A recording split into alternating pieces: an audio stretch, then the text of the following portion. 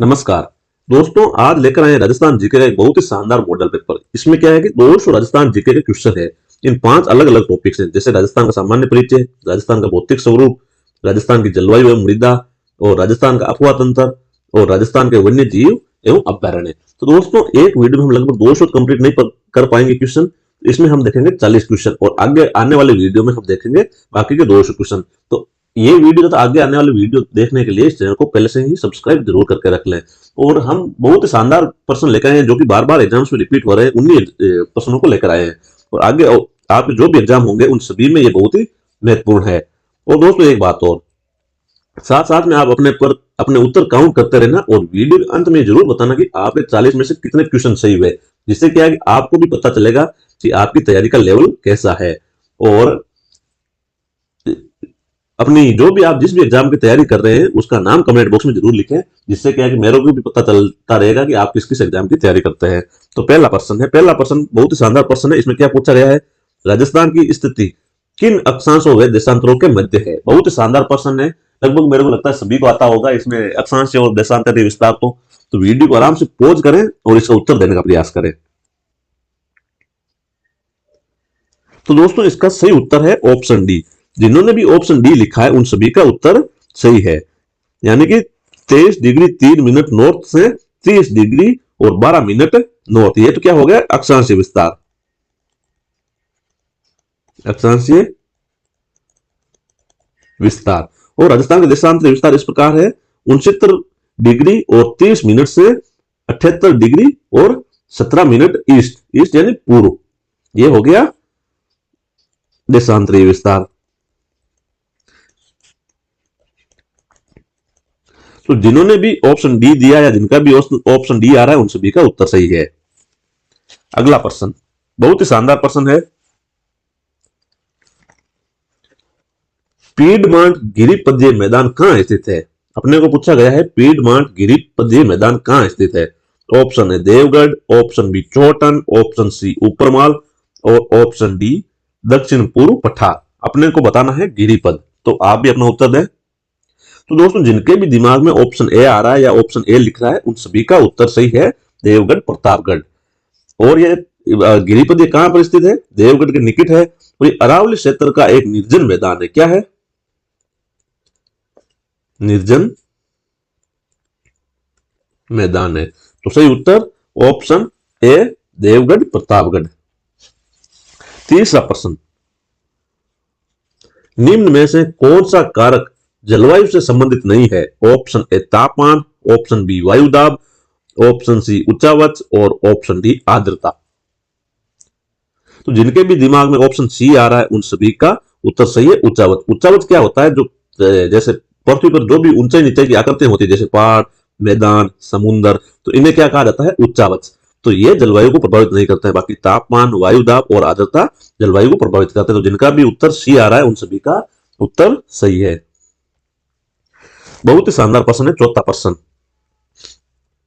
कौन सी नदी बंगाल की खाड़ी के अफवाह तंत्र से संबंध नहीं है। अपने को पूछा गया है कि नीचे जो 4 नदियां दी गई है उनमें से किसका पानी बंगाल की खाड़ी तक नहीं पहुंचता है या बंगाल की खाड़ी अफवाह तंत्र से संबंधित नहीं है। तो ऑप्शन इस प्रकार है, option A Gambhiri, option B Khari, option C Parvati, और ऑप्शन डी पश्चिमी बनास। तो आप ही उत्तर देने का प्रयास करें। तो जिनका भी उत्तर ऑप्शन डी आ रहा है उन सभी का उत्तर सही है, चौथा प्रश्न। तो अब देखते हैं पश्चिमी बनास। पश्चिमी बनास का पानी बंगाल की खाड़ी में नहीं गिरता, इसका पानी जाता है कच्छ के रण में। कहां जाता है, कच्छ के रण में, यानी कि गुजरात। और ये कौन से अफवाह तंत्र, इसे अरब सागरीय अफवाह तंत्र कह सकते हैं, अरब सागरीय। और जब हम देखें गंभीरी, तो गंभीरी किसकी सहायक नदी है, बाणगंगा की। और बाणगंगा किसकी सहायक नदी है, यमुना की। तो यमुना का पानी कहां जाता है, बंगाल की खाड़ी में। और फिर खारी आती है। तो दोस्तों, खारी किसकी सहायक नदी है, बनास की। बनास किसकी सहायक नदी है, चंबल की। और चंबल किसकी है, यमुना की। और यमुना का भी पानी कहां जाता है, बंगाल की खाड़ी में। तीसरी है पार्वती। पार्वती किसकी सहायक नदी है, बनास चंबल की, यमुना की, और फिर इसका भी बंगाल की खाड़ी में जाता है। तो इस प्रकार जिनका भी उत्तर ऑप्शन डी आ रहा है उन सभी का उत्तर सही है। 5वां प्रश्न, राज्य के कुल भौगोलिक क्षेत्र का कितना प्रतिशत क्षेत्र राष्ट्रीय उद्यानों एवं वन्य जीव अभ्यारण्यों के अंतर्गत आता है? Option A 1.80%, option B 2.8%, option C 3.8% या ऑप्शन डी 0.08%। तो जिनके भी दिमाग में ऑप्शन बी आ रहा है उन सभी का उत्तर सही है, ऑप्शन बी 2.8%। और ये किसका क्षेत्र है? राष्ट्रीय उद्यानों एवं वन्य जीव अभ्यारण्यों के अंतर्गत आने वाला क्षेत्र। 6वां प्रश्न काफी बार एग्जाम्स में रिपीट होता है, राजस्थान की धातु नगरी के नाम से जाना जाता है? Option A Ajmer, option B Jaipur, option C Pali और ऑप्शन डी नागौर। सोचें भाई, अपना उत्तर सोचें। तो जिनका भी ऑप्शन डी आ रहा है उन सभी का उत्तर सही है। धातु नगरी किसे कहा जाता है? नागौर को। तो नागौर के कुछ अन्य नाम भी है। देखो, नागौर को एक तो धातु नगरी कहा जाता है, जो कि इस प्रश्न में पूछा गया है। दूसरा, औजारों का नगरी, अगर अपने औजारों की नगरी पूछ ले वो भी क्या है? नागौर। ये एक प्राचीन नाम छतरपुर। तो ये 3 नाम थोड़े से ध्यान रखना नागौर के, और इसका सही उत्तर ऑप्शन डी नागौर। 7वां प्रश्न, पंचपतरा झील किस सागर के अवशेष के रूप में विद्यमान है? ऑप्शन ए सारगेसो सागर, ऑप्शन बी तेथिस सागर, ऑप्शन सी अरब सागर और ऑप्शन डी फतेह सागर।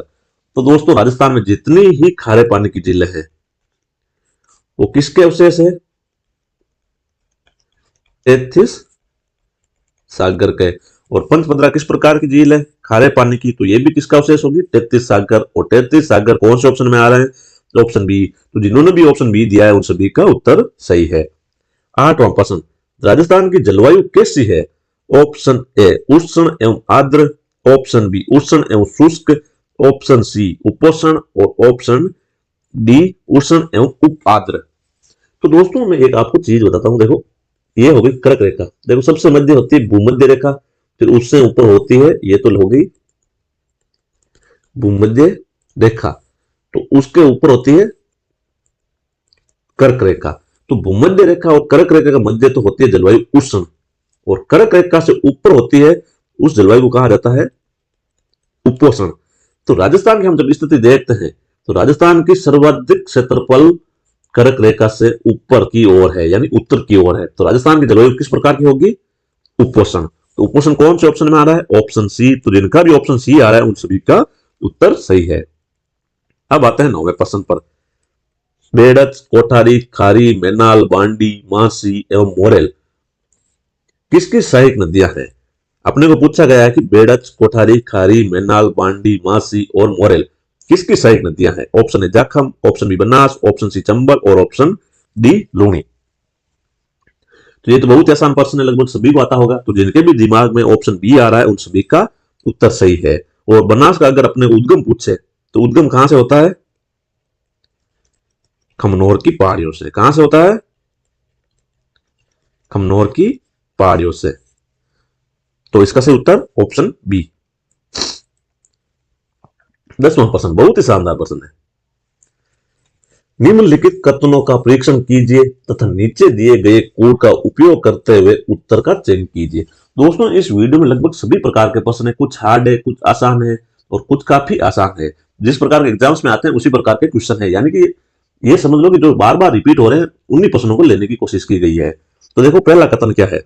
कथन ए शुष्क सागवान वन राजस्थान के दक्षिणी भाग में से केंद्रित है। ऑप्शन बी सागवान के वन 75 से 110 सेमी वार्षिक वर्षा वाले क्षेत्रों में पाए जाते हैं। ऑप्शन सी माउंट आबू में उष्ण कटिबंधीय सदाबहार वन पाए जाते हैं।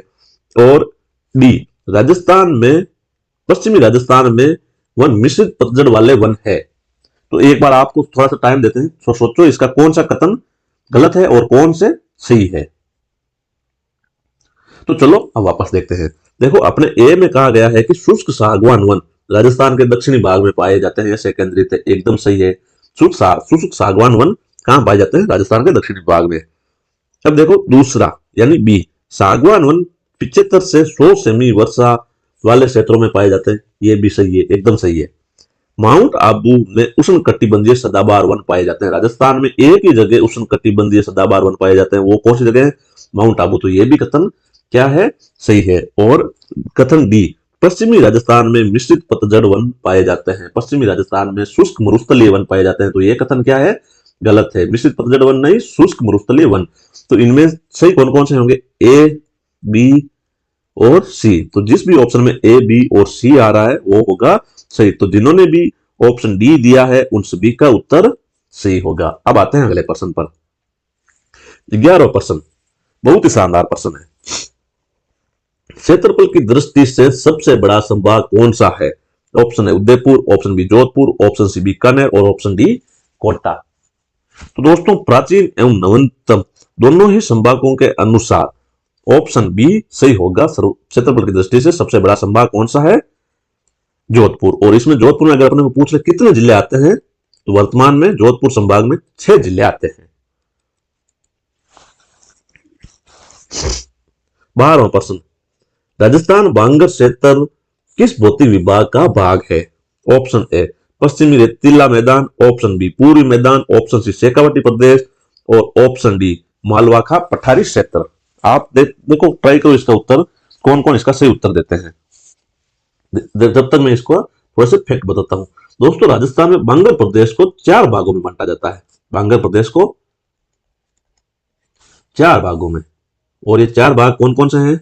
देखो, पहला है गग्गर प्रदेश, गग्गर प्रदेश। दूसरा है नागौरी उच्च भूमि, नागौरी उच्च भूमि। तीसरा है गोडवाड़ या लूणी बेसिन। और चौथा है जो कि इस ऑप्शन में दिया हुआ है, इसका उत्तर है शेखावाटी प्रदेश। तो यानी कि राजस्थान के बांगर को 4 भागों में बांटा गया है। गग्गर, नागौरी उच्च भूमि, गोडवाड़ बेसिन और शेखावाटी प्रदेश। तो अपने को इसमें क्या ऑप्शंस में मिल रहा है? शेखावाटी प्रदेश। तो इसका सही उत्तर होगा शेखावाटी प्रदेश। यानी राजस्थान बांगर का कौन सा भौतिक भाग राजस्थान बांगर का भाग है? शेखावाटी प्रदेश। जिनका भी ऑप्शन सी आ रहा था उन सभी का उत्तर सही है। अब देखते हैं 13वां प्रश्न। राज्य के दक्षिणी एवं पूर्वी भाग में वर्षा जिसमें होती है वह है, जिससे होती है, यानी कि अपने को पूछा गया है मानसून की कौन सी शाखा से होती है। ऑप्शन ए दक्षिणी पूर्वी मानसून, ऑप्शन बी उत्तरी पूर्वी मानसून, ऑप्शन सी बंगाल की खाड़ी का मानसून और ऑप्शन डी अरब सागर का मानसून।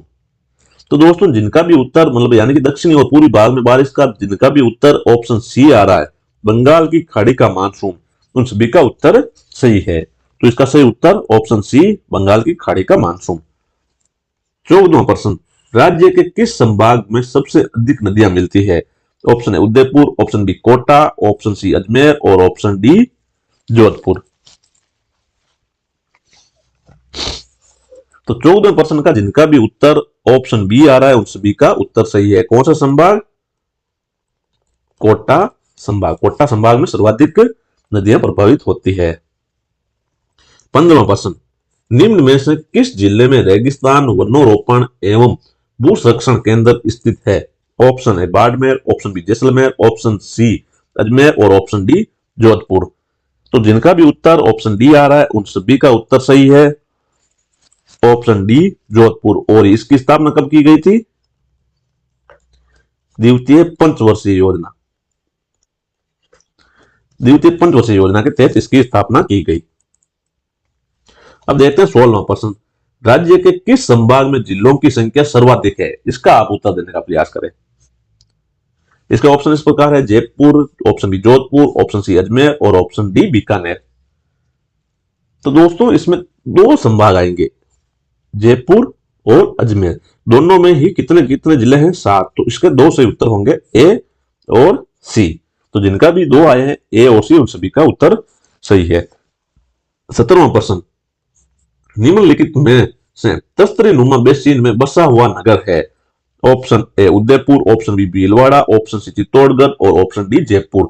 तस्तरी नुमा हरा भरा क्षेत्र बेसिन देशहरो, और देशहरो कहाँ स्थित है? Option A Udaipur. तो जिनका भी उत्तर ऑप्शन ए आ रहा है उन सभी का उत्तर सही है। अब देखते हैं 18वां प्रश्न।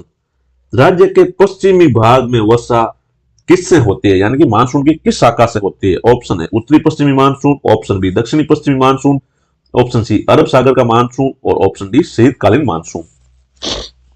तो 18वें प्रश्न का सही उत्तर है ऑप्शन सी अरब सागर का मानसून। राजस्थान में लगभग मुख्यतः दो शाखाओं से बारिश होती है मानसून के, अरब सागर और बंगाल की खाड़ी से। दक्षिणी और पूर्वी में तो हमेशा बंगाल की खाड़ी लिखना, और पश्चिमी भाग में हमेशा ही अरब सागर होगा। तो अब आते हैं 19वें प्रश्न पर। चंबल नदी पर कौन सा बांध स्थित नहीं है? अपने को चार ऑप्शन दिए गए और इसमें से पूछा गया है कि चंबल नदी पर कौन सा बांध स्थित नहीं है। ऑप्शन है Rana Pratap Sagar, option B Jawahar Sagar, option सी कोटा बैराज और ऑप्शन डी माधव सागर। तो ये तो लगभग सभी को उत्तर आता होगा। जिनके भी दिमाग में ऑप्शन डी आ रहा है उन सभी का उत्तर सही है। माधव सागर चंबल नदी पर नहीं है। और माधव सागर कौन से जिले में है? दौसा में। चंबल नदी पर चार बांध है मुख्य, राणा प्रताप सागर, जवाहर सागर, कोटा बैराज और एक गांधी सागर। मुख्य चार बांध है किस पर? चंबल नदी पर। तो जिनका भी ऑप्शन डी आ रहा है माधव सागर चंबल नदी पर नहीं है। 20वां प्रश्न। राजस्थान का वाल्मीकि क्षेत्र में दिया सर्वोच्च पुरस्कार अमृता देवी पुरस्कार किस वर्ष में शुरू किया गया? ऑप्शन है 1991, ऑप्शन बी 1992, ऑप्शन सी 1993 और ऑप्शन डी 1994। सोचो इसका उत्तर। तो जिनका भी ऑप्शन डी आ रहा है उन सभी का उत्तर सही है, 1994। अब देखते हैं अगला प्रश्न, 21वां प्रश्न। 23 अगस्त 2008 को किसे राज्य का 5वां नगर निगम बनाया गया था? यानी राज्य का 5वां नगर निगम किसे बनाया गया था? ऑप्शन है Ajmer, option B Bikaner, option C Hanumangarh और ऑप्शन डी किशनगढ़। तो जिनका भी दोस्तों ऑप्शन बी आ रहा है उन सभी का उत्तर सही है। 5वां नगर निगम किसे बनाया गया था? बीकानेर को। और राजस्थान में वर्तमान में कितने नगर निगम है? नगर निगमों की संख्या 13 नगर निगम है। अब देखते हैं 22वां प्रश्न। राजस्थान में पश्चिमी रेतीले मैदान के रिक्त स्थान क्षेत्र में बालू का स्तूप पाए जाते हैं। Option A 50%, option B 60%, option C 40% और ऑप्शन डी 30%। यानी कि पश्चिमी रेतीले मैदान में कितने प्रतिशत भाग पर बालू का स्तूप पाए जाते हैं? तो जिनके भी दिमाग में ऑप्शन बी आ रहा है उन सभी का उत्तर सही है, ऑप्शन बी 60%। 23वां प्रश्न। राजस्थान के किस जिले में सबसे अधिक वर्षा होती है? ऑप्शन है Sirohi, option B Kota, option C Chittorgarh और ऑप्शन डी झालावाड़। बहुत ही आसान प्रश्न है और कई बार एग्जाम्स में पूछा जाता है। तो जिनके भी दिमाग में ऑप्शन डी आ रहा है झालावाड़, यानी कि राजस्थान में सर्वाधिक वर्षा वाला जिला कौन सा है? झालावाड़। और अगर अपने स्थान पूछे तो स्थान कौन सा है सर्वाधिक वर्षा वाला स्थान? तो स्थान कौन सा होगा? माउंट आबू। और माउंट आबू कौन से जिले में आता है? माउंट आबू सिरोही जिले में आता है। इसका सही उत्तर ऑप्शन डी झालावाड़। 24वां प्रश्न। कौन सी नदी मोहनपुरा जयपुर के पास से निकलकर सांबर झील में लुप्त हो जाती है? ऑप्शन है Sabi, option B Mantha, option C Bhedkhari और ऑप्शन डी वाकल। तो दोस्तों इसका सही उत्तर है ऑप्शन बी मंथा। मंथा कहां से निकलती है? मोहनपुर जयपुर से, और ये सांबर झील में जाकर विलुप्त हो जाती है। और ये किस प्रकार की नदी है? अंत प्रवाहित प्रकार की नदी है। और सांबर में अंत प्रवाहित प्रकार की 5 नदियां गिरती है। कितनी नदियां? 5 नदियां। अब आते हैं 25वें प्रश्न पर। आदिवासियों का कल्प वृक्ष किसे कहा जाता है? ऑप्शन है रोहिड़ा, ऑप्शन बी खेजड़ी, ऑप्शन सी महुआ और ऑप्शन डी सालर। कई बार एग्जाम में पूछा गया प्रश्न। जिनके भी दिमाग में ऑप्शन सी आ रहा है उन सभी का उत्तर सही है, ऑप्शन सी महुआ। और आदिवासी इससे कई बार कच्ची शराब भी बनाते हैं। क्या बनाते हैं? कई बार एग्जाम से पूछा जाता है कि आदिवासी कच्ची शराब बनाने के लिए किस वृक्ष का प्रयोग करते हैं? तो वो भी क्या है? महुआ। और इसे आदिवासियों का कल्प वृक्ष भी कहा जाता है। बहुत ही शानदार प्रश्न, आसान है पर कई बार इसे गलत कर दिया जाता है। राज्य के किस जिले में वार्षिक तापांतर सर्वाधिक रहता है? ऑप्शन है Jaisalmer, option B Jodhpur, option C Churu और ऑप्शन डी बीकानेर। दोस्तों ज्यादातर लोग यहाँ चूरू और जैसलमेर में कंफ्यूज होते हैं। तो वार्षिक तापांतर तो सर्वाधिक कहां है? चूरू में। और अगर दैनिक तापांतर पूछे तो दैनिक तापांतर सर्वाधिक कहां है? जैसलमेर में। इसका सही उत्तर क्या होगा? वार्षिक तापांतर ऑप्शन सी चूरू। तो जिनका भी ऑप्शन सी आ रहा है उन सभी का उत्तर सही है। 27वां प्रश्न, राजस्थान का मरुस्थलीय प्रदेश भूगर्भिक दृष्टि से किस प्राचीन भूखंड का अंग है? अपने को पूछा गया कि मरुस्थलीय प्रदेश किस भूखंड का अंग है? Option Angaraland, option B Gondwana भूमि, ऑप्शन सी तैतीस सागर और ऑप्शन डी उपयुक्त सभी।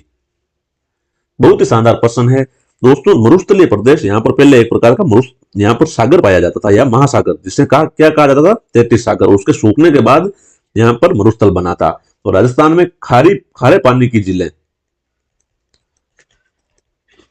पानी की झीलें भी किसका अवशेष है? तैतीस सागर। यानी कि ये अवशेष है कि यहाँ पर एक खारा मरुस्थल पाया जाता था और उसका नाम क्या था? तैतीस सागर।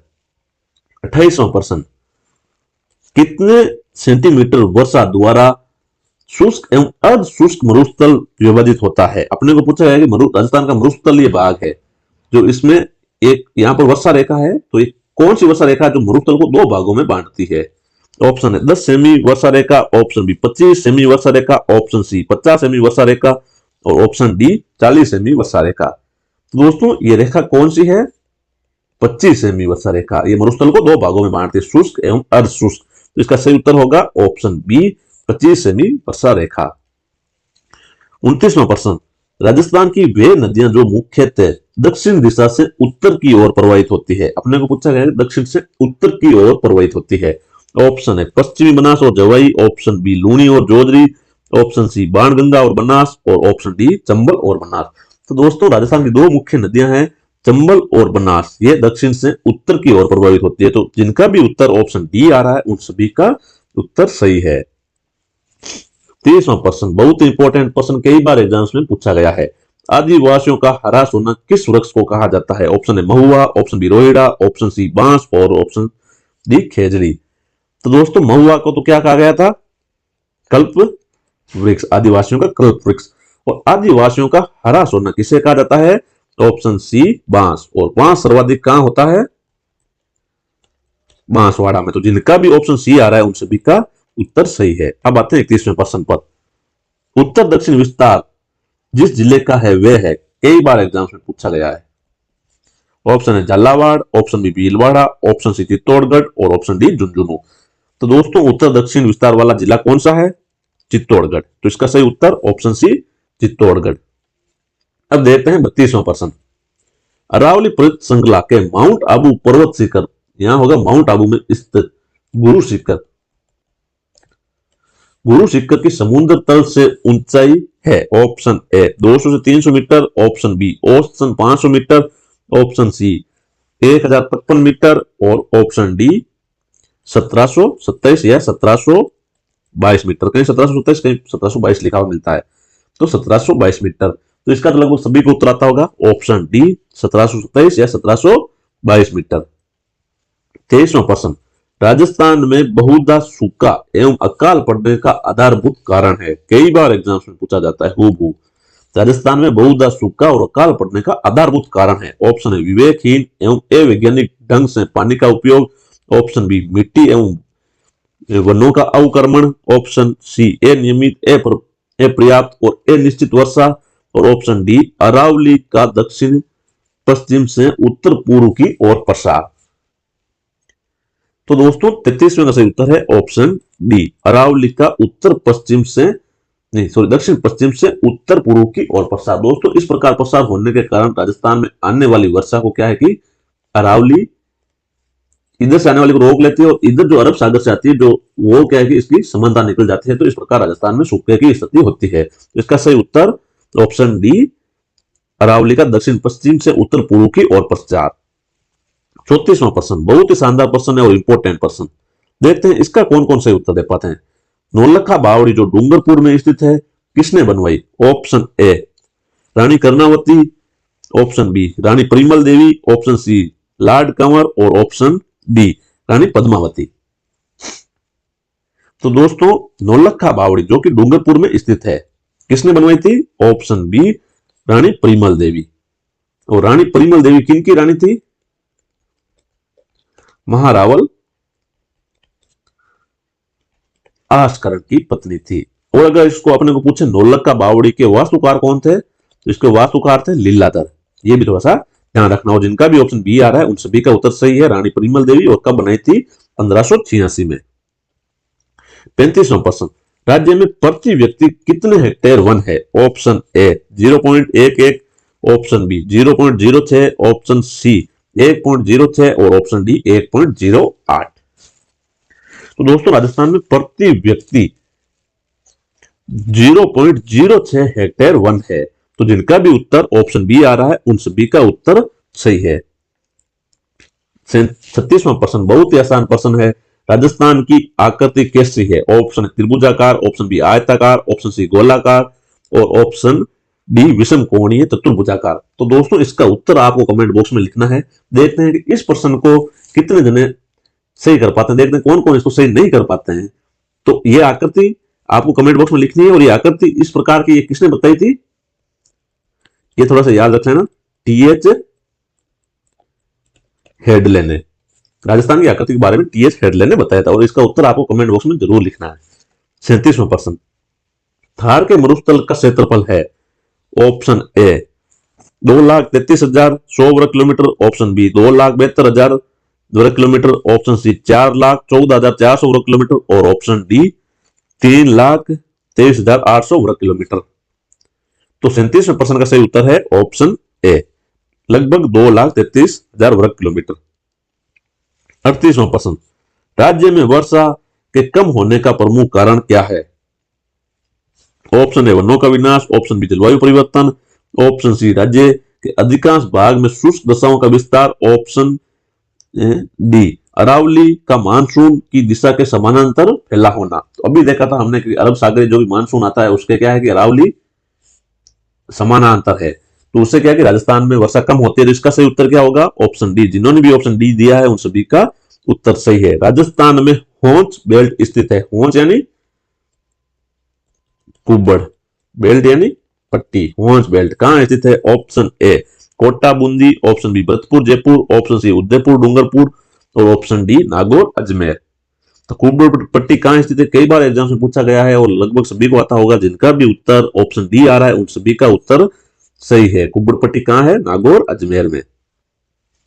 40वां प्रश्न, राज्य के कुल क्षेत्रफल के कितने प्रतिशत भाग पर वन आच्छादित है? राज्य के कुल क्षेत्रफल के कितने प्रतिशत भाग पर वन आच्छादित है? Option A 9.56%, option B 9.49%, option C 3.89% और ऑप्शन डी 9.16%।